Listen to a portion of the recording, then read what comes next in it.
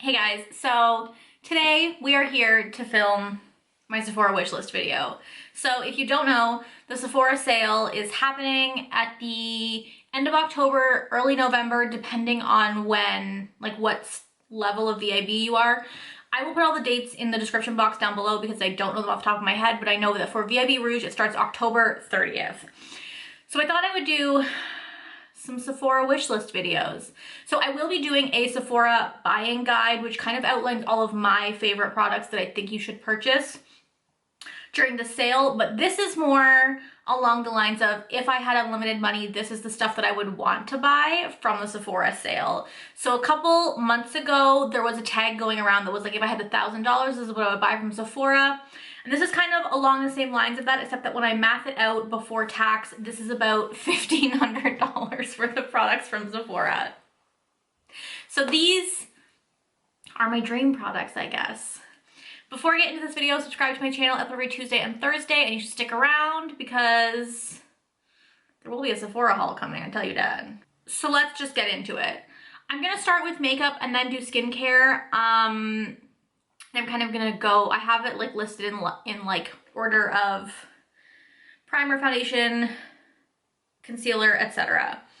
So primer, I have 3 primers listed. I know it's excessive. I don't know what it is about primer, but like I want them all, even though I kind of know they don't do anything. It's kind of like setting spray with me. I can't say no.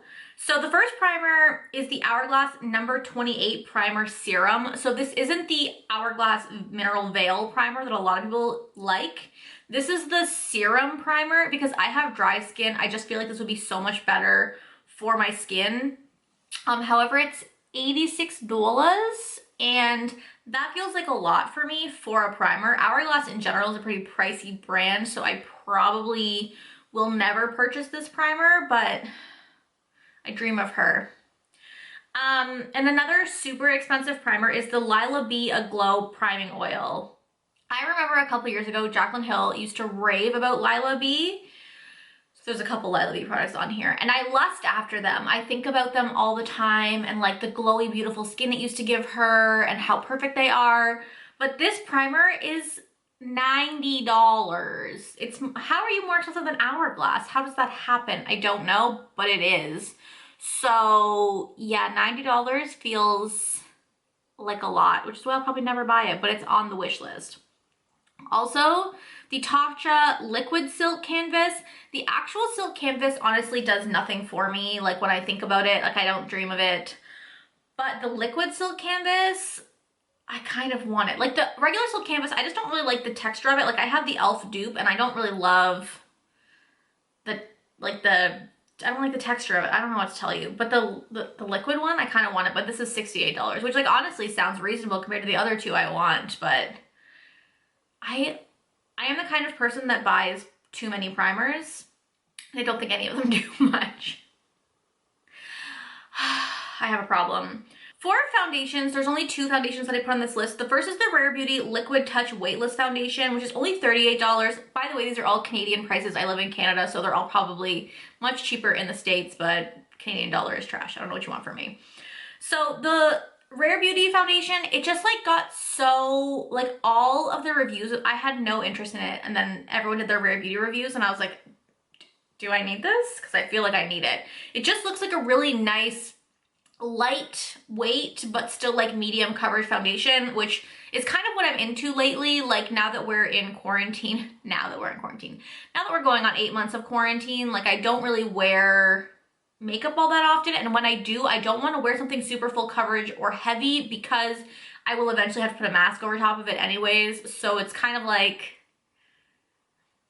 so I love the idea of this foundation. The only reason it's on my wish list and I probably won't buy it is just because I have so many foundations and I just need to like use what I have as opposed to being a crazy person and buying more high-end foundations that I don't need and won't use, you know? The other foundation on here is something that I have been lusting over for like forever, and it's the Kojendo Aqua Foundation. This one's $91, which is why I've never purchased it. Remember when this was like the shit on YouTube? Everyone was talking about this and the Giorgio Armani, but I don't know, the Kojendo Aqua Foundation just feels like I'd really like it. Like it's supposed to be glowy and dewy and full coverage and magical, but like $91. I can't. I mean, I have the Pat McGrath foundation, which is $100, but that's different somehow. Is it? It's not. For concealer, I really don't have many concealers I lust after. Like I bought the Pat McGrath concealer and it was okay, but I do find that there's so many concealers that are like great at the drugstore right now. But the only one I put in here was the Milk Makeup Flux Concealer. It's $37, which is pretty reasonable. But the only reason I haven't purchased it is because I have so many concealers. Like I have the NARS concealer, I have 2 Pat McGrath concealers because there is no shade that matches me, and I have 2 e.l.f. concealers, and honestly, the e.l.f. Camo Hydrating Concealer is like my current favorite concealer. So if I can get like a great concealer for like $7 at the drugstore, I really don't want to pay $37. And also it's just like, I have so many concealers right now that it's like foundations. I don't need another one until I finish something up. I need to calm my tits. I'm aggressive. Everyone that like I follow on YouTube has raved about the Milk Makeup Flux Concealer, so that's why I want it, but I also know that like, I don't need it.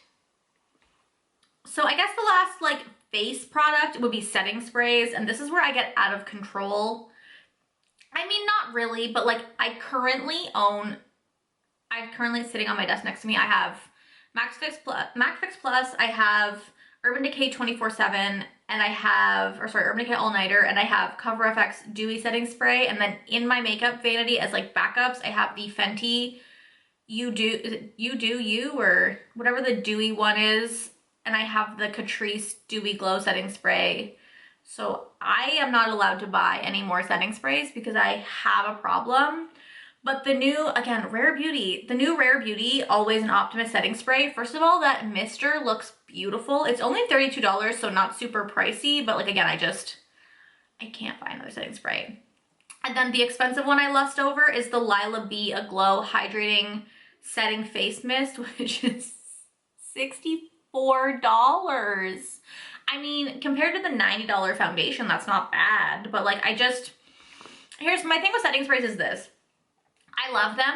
I don't think they do anything other than making your makeup look less cakey, which to me, honestly, is like what I want them for. Like, I have dry skin, but thanks to wearing masks, I generally have to powder at least a little bit.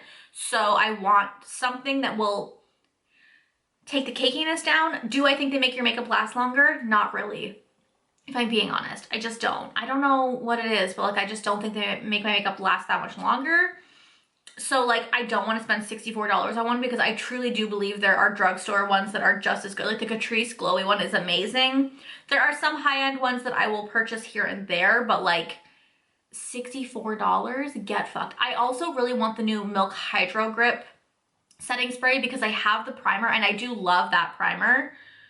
But again, do I need another setting spray? Like that, these are things that like, these are my wish list, but they're also things that I will probably eventually buy, but like when, this is all like, I need to use some shit up before I buy this stuff because I'm getting out of control. For eyes, I'm gonna start with the brows because I have a couple eyeshadow palettes to talk about. Okay, for eyes, first I have the Benefit Brow Micro Filling Eye Pen. Now this is it's newer and it's only $33, so super reasonable. And I really, really, really want these like brow pen kind of situations that are like kind of like liquid liner, but they're for your brows. The Benefit one is great because it actually has like 3 prongs. And when I got my eyebrows done earlier this month, I always get them done at the Benefit at Sephora. So I got them done and the girl showed me the pen and she did like the strokes on her hand and they looked so beautiful. And like one of my issues with brows has always been, you know, when people use like the micro brows to make like hair-like strokes. I don't know who has 25 minutes to make tiny little hair-like strokes in their eyebrows, but it's certainly not me. And like I have really full brows, so it's probably why I'm so lazy because like I can just fill them in and be fine. So I just don't have that kind of time. So I like it because they look really nice and also it's 3 strokes in one. So it's just like literally, it like triples saves me triple the amount of time. I don't know. It will be so much easier to use. However, the other brow product on here is the Urban Decay Brow Blade. It's only $35, and what I like about this is that you do get a double-sided brush, so you have a pencil on one side and then the brow flick on the other side. But at the same time, I have so many pencils already, so like, do I need it? And I also feel like because I'm gonna have to look at like how much product you get in them, because I feel like you probably get more, you're obviously gonna get more of the like liquid product in the Benefit one because it's bigger, because it's like a full size, whereas this is like 2 half sizes. But I do love the concept of it. I know Anastasia has one too, but honestly, I kind of feel like the Benefit one really knocked it out of the park. Everyone was coming out with these brow flicks to like mimic the Glossier one. Which like also you could just buy the Glossier one, just saying, but which is probably cheaper. Although shipping to Canada is a situation that it's probably ends up being the same price. But I like that Benefit did something different with it. Instead of just doing a dupe, they like made a 3-pronged one, which will probably make everyone's life so much easier. So that's, I think out of the 2, that's the one that I will try. Like the Urban Decay one was the one I was lusting after, and then I saw the Benefit one in person and I was like, oh, those are like, the hair strokes are so fine. Some like, I think like L'Oreal or some drugstore brand has one like that with the 3 prongs, but they're so thick that it doesn't look natural, whereas the Benefit one, on point. Okay, eyeshadows. I don't need any of these, but I want them all. Oh, also, I don't know if I said this in the beginning of the video, but these are all products that I do not own and have not ever owned. That's why they're like my lusts. So this is all stuff that I've never purchased before, because there are things that like I would like to repurchase, but I'm not going to because I don't need them right now. But these are all like things I've never touched before, like never had before, and I want them. Eyeshadow wise, okay, this one is in my Sephora cart. This is the Melt Cosmetics 420 palette. It's $77, and I will say Melt Cosmetics eyeshadows are expensive, but I really, really love them. I have the Gemini palette and I have the Muerte palette, and they're both just like truly the most gorgeous palettes. I'm wearing the Melt Gemini palette today. I do love their eyeshadow formula. I've heard some people don't like it. I'm not really sure why. It's not a soft, buttery formula like the Anastasia, but it's easy to blend. It applies well, and I really like it a lot. So I really have been lusting after the 420 palette. It has like these beautiful, like mustardy, like dingy, dirty kind of greens and browns and yellows in it, and like that's right up my alley. I don't think there's really any, and there's also some like nice lime greens in there. If you do have, I know there was a palette that went with this, I believe it was called Vita, for like the other half of the skull, and it was more like sunny and bright. And I think if you have that, the greens in that palette and the greens in the 420 palette are very similar, so you probably don't need both. But I don't have that palette because it was like too bright and shiny, and when it came out, I believe it was like the holidays, so like I didn't want a bright and sunny palette. The 420 palette has also gotten shit reviews online, but I need to try it myself. Like at least, even if I buy it and then have to return it, it's not the end of the world for me, but the colors are just so beautiful. Honestly, it reminds me of Subculture in like the tones it has in it. And like if this palette also is trash, it's gonna be like these tones are cursed, obviously, but that palette is gorgeous. And I definitely say that Melt Cosmetics is pricey, so I would say buy the palettes when they're on the Sephora sale, or like use your gift cards or something for those palettes, because like I said, expensive. Like $77 for an eyeshadow palette is a lot, but I mean, compared to the other palettes I'm going to talk about, it's actually the cheap one. But yeah, I'm probably gonna buy that palette when the sale starts. Hi, cat. What's up? What is up, baby? So I will do the next palettes. We'll just go in order of least expensive to most expensive. So next palette is the Natasha Denona Glam Eyeshadow Palette. This is $87.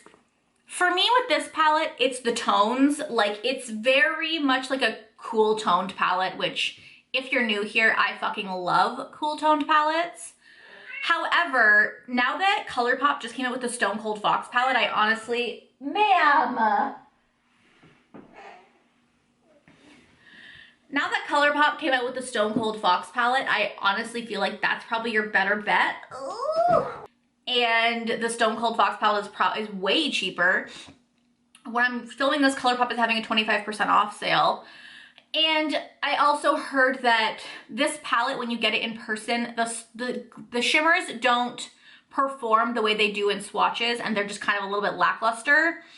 And I also really hate the naming of the shades. Like, I'm pretty sure I included this in an anti-haul recently, but here it is in my wish list because I'm not going to buy it, but I want to buy it. I hate that they named the shades like Crease and Lid and Transition or whatever, which first of all, by the way, is racist because those tones only work for people of my skin tone to like slightly medium skin tone, and the crease color would not work for a deep skin tone. So why don't you just stick to naming your shades after actual shade names to avoid that. But yeah, I just felt like there's also like a lot of shimmers in the palette and not a lot of crease colors, which honestly I'm kind of fine with because I have so many matte eyeshadows. But I love the idea of the palette, but the price and like the reviews I've heard, it's just like not worth it. And again, I just feel like I'd rather buy the ColourPop Stone Cold Fox palette, which I believe my sister-in-law got me for Christmas anyways, so I don't need this palette. Next palette is the most expensive palette on the list. It is the Pat McGrath Mega Mothership Celestial Divinity palette. In Canada, this is a $103 eyeshadow palette.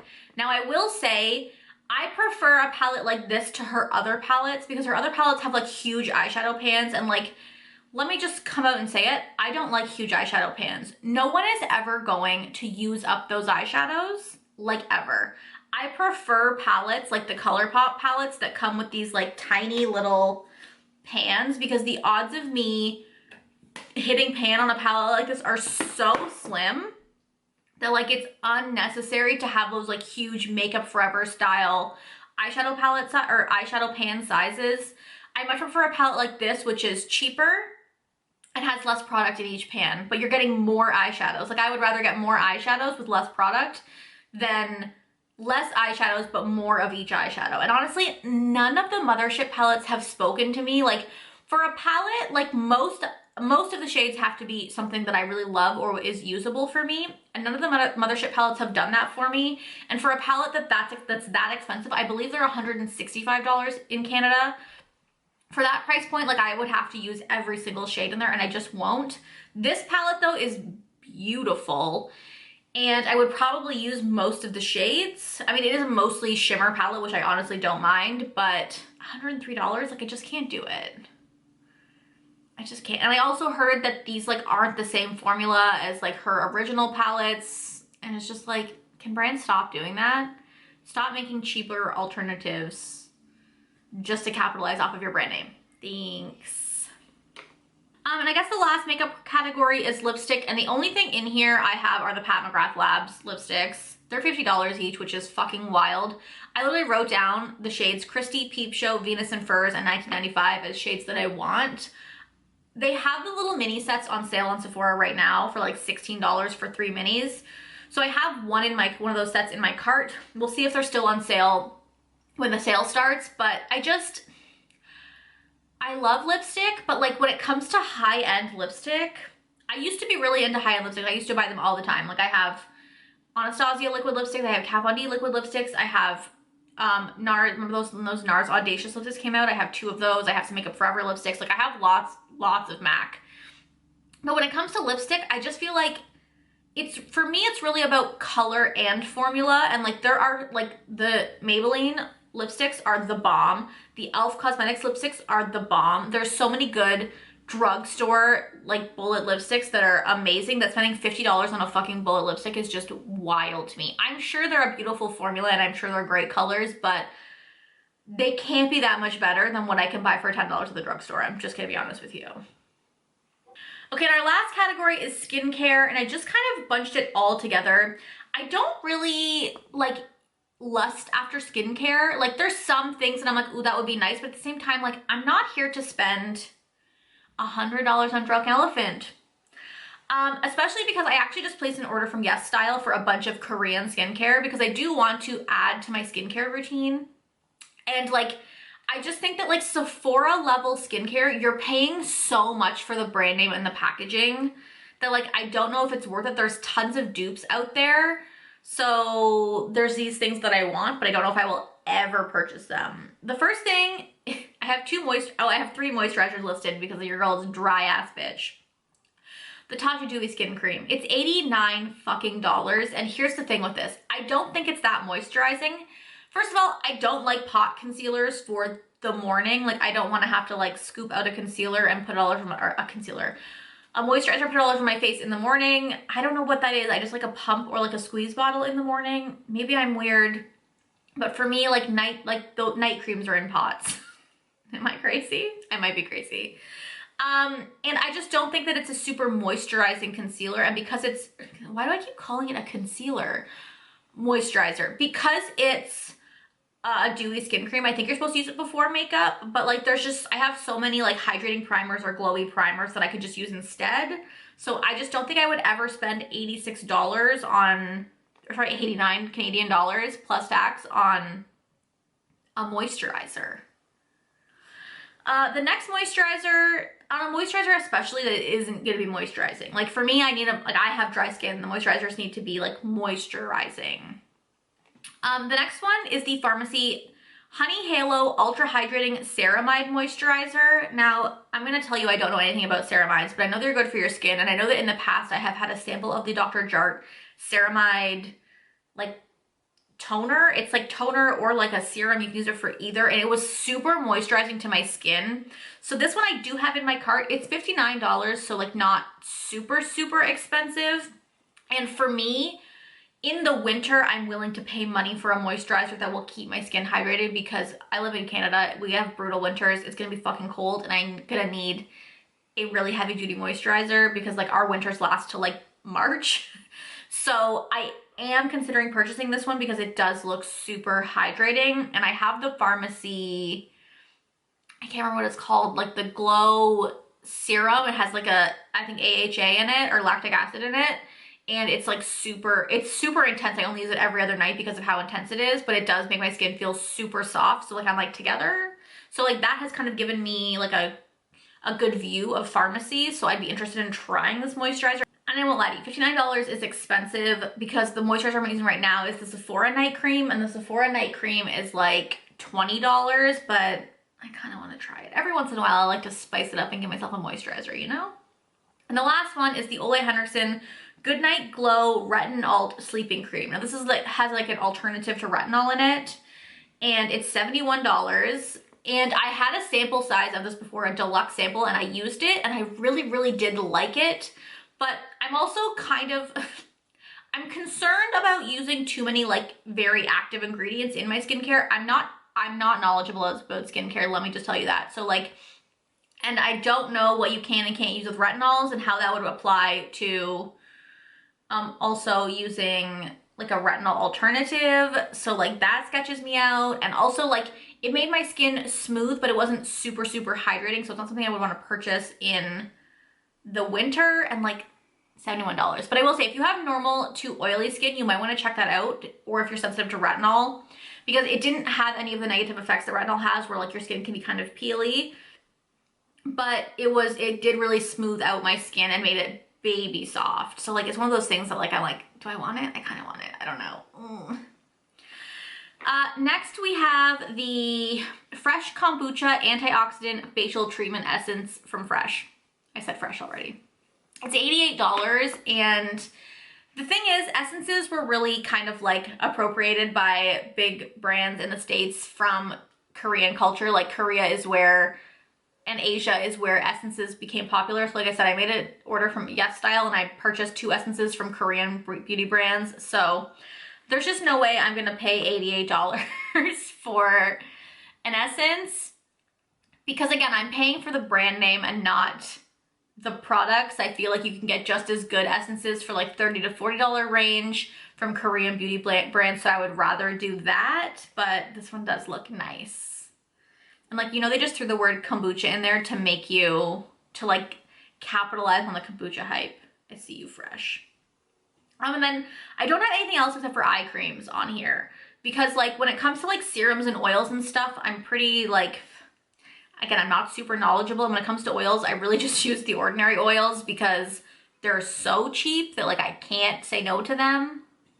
But for eye creams, I have the Youth to the People Dream Eye Cream, which is $62. I normally purchase the Ole Henriksen Banana Bright Eye Cream, which I love, which is like $51. So this Youth to the People one is in my cart right now because like I believe in eye cream. I know a lot of people don't believe in eye cream, but I believe in eye cream. I use it every night and every morning. I have really dry under eyes, so that's why I believe in eye cream. I do not think that it will reduce my wrinkles or do anything of the sort, but it helps my eye area stay moisturized. It's really what I'm doing, and I do think that the eye area is so sensitive that you shouldn't be putting regular moisturizers there because they're so thick. So I do love a good eye cream. So I do want this eye cream. Again, this eye cream has ceramides in it again, which is like supposed to be super moisturizing. And then the other one I have on here is the Biossance Squalene and Marine Algae Eye Cream, which is $71. Now, I have a sample of this one. This is what all the beauty gurus use. Everyone's talking about Biossance, but Biossance is so fucking expensive. And I will tell you, it's a really nice eye cream. I've been using it every morning. It's unscented, which is also nice. It's like a super nice hydrating eye cream. But like $71? Is it $71 nice? I don't think it is. I don't think I can do it, which is ridiculous because I was like, when I was making my cart, I was like, okay, the Banana Bright is $51. The Youth to the People one is only $10 more. So like if I buy that, it's not a huge difference. But the Biossance one is only $10 more than the Youth to the People one. So like, is that big of a deal? I have a problem. So yeah, right now I'm gonna buy the Youth to the People one, I think, to try it out. If I hate it, I might return it, who knows? But I also ordered an eye cream off of Yes Style, a CosRX one. I think it's like with the peptides in it, I think. I don't know, we'll see how it goes. Listen, I believe in eye creams, and I use a different one in the morning and then at night because I do my nighttime skincare routine in my bathroom and my morning skincare routine in here, and I don't want to have to bring products back and forth. That's how lazy I am. And that is everything that is on my ultimate dream wish list. It's insane, and it's stuff that I probably will never purchase for myself because like I don't want to say I'm cheap, but because like I spend stupid amounts of money. Like I'm gonna buy a $59 fucking moisturizer, so like I'm not cheap, but there's just some products that I won't spend money on, and a lot of these are on these lists. Like a $100 eyeshadow palette, like a $90 serum, like a $90 primer. I can't do it. I can't do it, and you can't make me. So let me know down below what your like lust items are from Sephora. What have you been lusting forever? Oh, after forever that you just know you will never purchase for yourself. There's just some items that you're like, I love these. They're on my wish list, but like, I can never bite the bullet. It's just who I am. Let me know down below what yours are. Let me know what you think of my list. Let me know what you are gonna pick up from the Sephora sale. Like I said, my next video up later this week will be my Sephora buying guide, and I'm going all out for this one. I've done buying guides in the past, but I want this one to just be comprehensive to make your lives easier to only watch one video. So stay tuned to that. Thank you guys for watching, and I will talk to you guys next time. Bye.